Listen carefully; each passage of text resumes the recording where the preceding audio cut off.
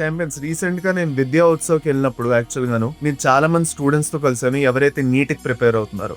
And నేను ఒక చాలా ఇంపార్టెంట్ విషయం అబ్జర్వ్ చేశాను స్టూడెంట్స్ లో, that most of the students ఎవరైతే ఉన్నారో ఎన్ని స్ట్రాటజీలు ఎన్ని వీడియోలు చూసినా కూడాను వాళ్ళంతటి వాళ్ళకి ఒక స్ట్రాటజీ ఇప్పటి వరకు రాలేకపోయింది. They have not followed a system till now. And EAP set అనేది ఒక బ్యాకప్ ఆప్షన్ లో ఏదో మైండ్ లో ఉండిపోతుంది మీకు.